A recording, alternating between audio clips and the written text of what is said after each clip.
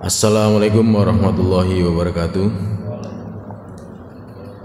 Alhamdulillah wa syukurillah wa ni'matillah la hawla wa la quwwata illa billah. Asyhadu an la ilaha illallah wa asyhadu anna Muhammadan abduhu wa rasuluh. Allahumma shalli ala Muhammad wa ala Muhammad kama shallaita ala Ibrahim wa ala Ibrahim innaka Hamidum Majid. Seperti biasanya kita akan bacakan tanya jawab Islami keluaran dari Majelis Tarjih Pimpinan Pusat Muhammadiyah. Kali ini masalah kesehatan. Pertama tentang operasi. Pertanyaan, saya seorang ibu rumah tangga yang masuk agama Islam pada saat menikah. Kurang lebih 14 tahun yang lalu, dan kami berlangganan suara Muhammadiyah. Saya tertarik dengan ruang tanya jawab yang Bapak asuh. Karena dari itu saya banyak mendapat pengetahuan tentang ajaran Islam. Persoalan saya adalah bahwa saya sekarang sakit usus buntu. Saya berobat dengan dokter yang beragama Islam dan taat beribadah. Olehnya saya disuruh operasi. Saya sudah siap untuk dioperasi sambil berserah diri kepada Allah. Suami saya yang tadinya telah mengizinkan tiba-tiba jadi ragu dan alasan bahwa seluruh anggota tubuh adalah ciptaan Allah. Kalau sampai dioperasi berarti kita membuang sedikit dari pemberian Tuhan. Maka pengobatan dialihkan ke obat-obat tradisional.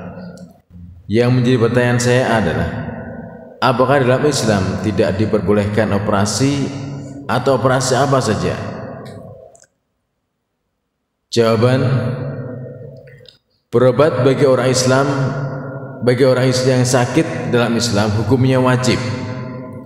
Artinya tidak boleh, tidak mesti dilakukan.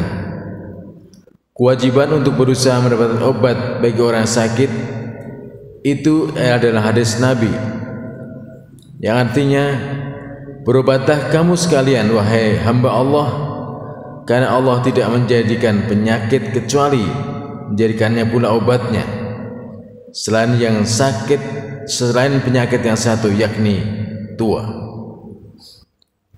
Hadis lain mengatakan, setiap penyakit ada obatnya dan telah didapati secara benar obat sesuai penyakit, maka akan sembuh dengan izin Allah. Dalam ilmu kedokteran, operasi termasuk cara pengobatan. Dengan jalan operasi dibenarkan dalam Islam, termasuk pengobatan operasi usus buntu seperti yang ibu derita. Untuk itu tidak usah ragu-ragu menjalani operasi itu dengan tawakal kepada Allah. Insya Allah akan mendapatkan kesembuhan. Tidak usah ragu melakukan operasi dengan memotong usus buntu itu untuk berobat. Karena kalau membiarkan orang yang sakit dan tidak dioperasi akan membawa mudarat yang perlu dihilangkan. Sesuai kaidah fikih, ad-dhararu zulalu. Semua kemudaratan itu harus dihilangkan. Pertanyaan kedua tentang merokok. Bagaimana hukum merokok yang mempunyai pengaruh negatif dari berbagai segi sosial, ekonomi maupun kesehatan? Dan dari Amru Al-Haq, Cirebon. Jawaban, merokok sesuatu yang dapat digolongkan pada masalah makanan dan minuman yang pada dasarnya ibahah atau mubah, karena tidak ada yang melarang dengan nas yang qat'i yang tegas dan tandas. Namun demikian, dalam menetapkan hukum suatu masalah dapat ditetapkan atas dasar manfaat dan mudaratnya.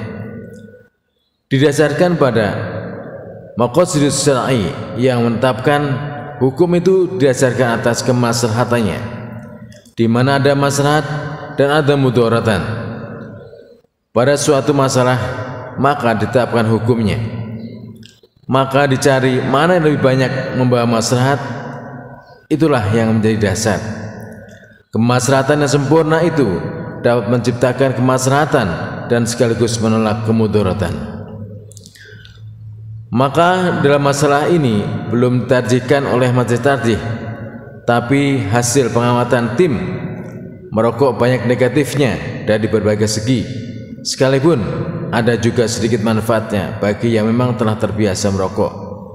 Atas dasar pengamatan sementara, maka tim mendapat kesimpulan bahwa merokok itu hukumnya makruh, dalam arti bahwa merokok bukan termasuk perbuatan terpuji, kalau tidak dikatakan perbuatan yang patut dihindari.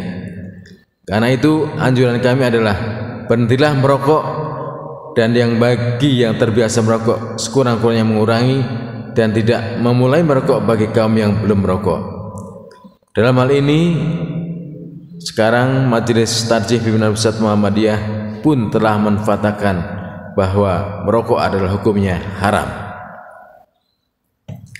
Yang ketiga, donor mata. Pertanyaan: anggota Yayasan Abdul Wahab Jalan Ki Haji Ahmad Dahlan di Jakarta ada yang berminat menjadi donor mata. Bolehkah menurut hukum Islam? Seingat kami, hadis Nabi SAW melarang perusakan anggota badan mayat. Mohon penjelasan selengkapnya. Jawaban: pertanyaan Anda berisi dua masalah, yaitu mengenai perusakan anggota badan mayat dan boleh tidaknya menjadi donor mata. Mengenai perusakan anggota badan mayat, terdapat hadis Nabi SAW riwayat Ahmad, Abu Daud dan Ibnu Majah dari Aisyah mengajarkan, artinya memecah tulang mayat hukumnya seperti memecah tulang orang-orang hidup. Hadis riwayat Nabi dari riwayat Ibnu Majah dan dari Ummi Salamah yang artinya memecah tulang mayat seperti memecah tulang orang hidup dalam dosanya. Hadis tersebut dinyatakan berkenaan dengan adanya orang-orang yang ketika menggali kuburan mendapatkan tulang belulang mayat yang sebelumnya telah dikubur di tempat itu, yang kemudian dipecah-pecah. Perbuatan demikianlah dirasa tidak senonoh dilakukan terhadap tulang belulang manusia meskipun telah meninggal, yang tinggal hanya tulang belulang semata. Namun masih harus diperlakukan dengan penuh penghormatan. Jangan memperlakukan seperti terhadap benda-benda lain. Dengan jalan kias, larangan merusak anggota badan lainnya dapat dikenakan. Jika hal ini diterapkan dalam hubungannya dengan sumbangan mata yang dinyatakan seorang ketika hidupnya, maka dapat diadakan penelusuran penalaran sebagai berikut. Jika larangan memecah tulang dan merusak anggota badan mayat itu dengan alasan karena memperlakukannya dengan badan mayat tidak terasa terhormat, maka dapat dipandang sebagai ilat hukumnya adalah tindakan yang mengandung unsur penghinaan, lebih-lebih jika sifatnya penganiayaan. Sifat unsur penghinaan, jika unsur penghinaannya tidak ada, namun untuk suatu kepentingan yang dibenarkan syarak, maka ilat larangan menjadi tidak ada dan hukumnya pun tidak dilarang. Misalnya untuk keperluan pendidikan kedokteran, untuk praktek anatomi diperlukan pembedahan tubuh mayat. Karena pembedahan mayat itu dilakukan untuk keperluan dan dibenarkan syarak untuk memenuhi keperluan ilmu kedokteran, maka pembedahan dapat dilakukan atas dasar kebutuhan yang mendesak. Kaum fuqaha terdapat kaidah fikih yang mengatakan keperluan yang mendesak didudukan setingkat dengan darurat. Meskipun demikian, perlu diperingatkan bahwa bedah mayat yang dilakukan atas dasar keperluan mendesak demikian dibatasi kebolehannya hingga terpenuhi keperluannya saja. Setelah keperluan terpenuhi, bedah mayat diberhentikan.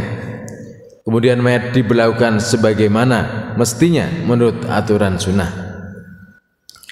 Jika ketentuan tersebut diterapkan dalam hal menyumbangkan kornea mata dari orang yang telah meninggal, maka untuk menolong orang yang menderita tunanetra, sebagaimana pada akhir-akhir ini sangat kuat himbauannya kepada masyarakat hingga banyak orang yang dengan sukarela berminat mencatatkan gininya sebagai donor mata atas dasar kemanusiaan. Maka menurut hukum Islam, ia dapat dibenarkan dengan adanya suatu keperluan pengobatan yang membawa kebaikan atau maslahat bagi penderita yang menerima sumbangan kornea mata. Orang yang semula menderita tunanetra kemudian dapat menikmati hidup lebih baik. Agar dapat menyumbang kornea mata sejalan benar dengan fungsi manusia diciptakan Allah, yaitu agar hidup mengabdi beribadah kepada Allah. Dengan motivasi menyumbangkan kornea mata itu harus benar-benar ikhlas karena Allah untuk memperoleh ridhonya. Jangan berkecenderungan komersil. Yang akan menerima sumbangan pun hendaknya diperhatikan bahwa setelah mengalami penyembuhan nanti benar-benar kecenderungannya untuk menyempurnakan pengabdian kepada Allah Subhanahu wa taala. Bagi donor yang mempunyai ahli waris, izin ahli waris untuk disumbangkan korneanya sangat diperlukan. Setidak-tidaknya tidak hanya di antara ahli waris yang menyatakan keberatan, kecuali bagi donor ketika hidup telah dinyatakan sukarela menyumbangkan kornea matanya dengan persaksian ahli warisnya. Izin ahli waris tersebut diperlukan dan maksud agar operasi mata yang dilakukan terhadap mayat donor tidak mengganggu perasaan ahli waris. Terhadap donor yang tidak mempunyai ahli waris sama sekali tidak menjadi masalah. Operasi mata dapat dilakukan terhadap matanya tanpa mengalami kesulitan. Satu lagi terakhir tentang donor darah. Seorang wanita misalnya A terkena musibah, kecelakaan di jalan dan memerlukan donor darah. Seorang laki-laki misalnya B menjadi donornya. Apakah A dan B tidak boleh kawin dikategorikan dengan haram karena sepersusuan? Dari Muhammad Zainuddin, Bojonegoro, Jawa Timur. Jawaban, keharaman perkawinan karena hubungan keluarga dalam hukum perkawinan Islam didasarkan pada nas yang jelas. Demikian pula keharaman antara hubungan susuan dinyatakan dengan yang oleh nas baik Al-Quran maupun Sunnah. Kebolehan melakukan transfusi darah atas dasar ijtihad dengan bentuk istikhasan yang sandarannya maslahat dan tidak mengakibatkan perubahan hubungan hukum antara donor dan penerima transfusi darah, sehingga antara A yang kena musibah dan B sebagai donornya tidak ada larangan untuk melakukan perkawinan, karena keduanya memang tidak ada larangan untuk itu, baik karena hubungan keluarga, hubungan susuan atau hubungan musyaharah atau karena larangan yang lainnya. Tegasnya, transfusi darah tidak mengakibatkan keharaman perkawinan, didasarkan keharaman karena susuan. Demikian yang bisa kami sampaikan. Lebih kurang mohon maaf. Assalamualaikum warahmatullahi wabarakatuh.